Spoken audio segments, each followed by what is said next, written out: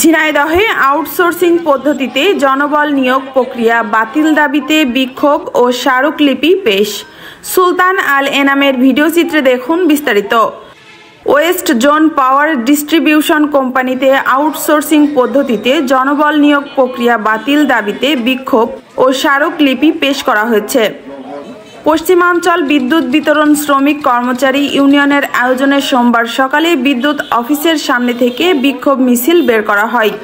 মিছিলটি ঝিনাইদহ চুয়াডাঙ্গা মহাসড়কের বিভিন্ন স্থান ঘুরে জেলা প্রশাসকের কার্যালয়ের সামনে গিয়ে শেষ হয়। পরে সেখানে অনুষ্ঠিত হয় সমাবেশ।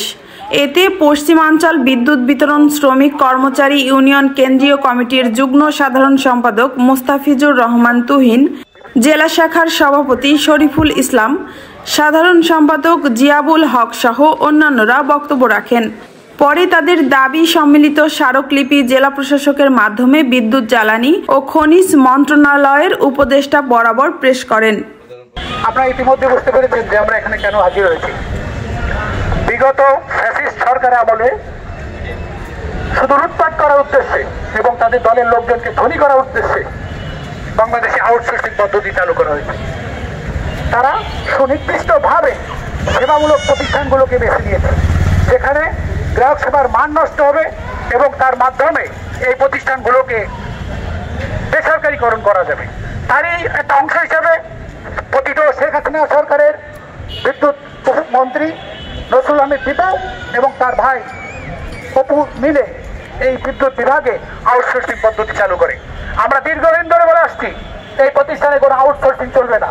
গুরুত্বপূর্ণ সেক্টরে কিভাবে আউটসোর্সিং হয়, এখানে দক্ষ জনশক্তি লাগে, যারা দীর্ঘদিন কাজ করবে, শিখবে, জানবে, টেকনিক্যাল কর্মক্ষম এবং দক্ষ জনশক্তি রূপান্তরিত হবে, তার মাধ্যমে তারা কাজ করবে। কিন্তু তারা না করে শুধুমাত্র লুটপাট করার উদ্দেশ্যে কন্ট্রাক্টরের পকেট ভাগি করা এবং কর্মকর্তাদের দুর্নীতি করার সুযোগ দানের উদ্দেশ্যে এই অজুবাটিকাতে আউটসোর্সিং তারা করতে যাচ্ছে। এবং এই আউটসোর্সিং জাতিসংঘ ঘোষিত ডিসেন্ট ওয়ার্ক এজেন্ডা এবং সাস্টেনেবল ডেভেলপমেন্ট গোল SDG লক্ষ্যমাত্রার 8 নং ইন্টিগ্রেশনে সম্পূর্ণ সাংঘর্ষিক। 8 নম্বর ইন্টিগ্রেটরে বলা হয়েছে সমান কাজ, ন্যায্য মজুরি, নিরাপদ পরিবেশ।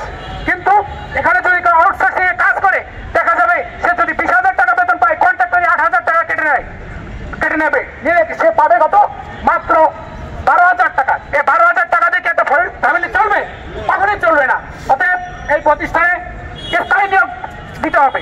এখানে দীর্ঘদিন ধরে অনেক লোক আমাদের ভাই ব্রাদার যারা আছে একটা আশা নিয়ে কাজ করে যাচ্ছে এবং ইতিমধ্যে তারা দক্ষ হয়েছে, তাদেরকে আপনারা নিয়োগ দিন। তারা নতুন করে নিয়োগ বিজ্ঞপ্তি দিন, সেখানে স্থায়ী লোকের কর্মসংস্থান সৃষ্টি হলো।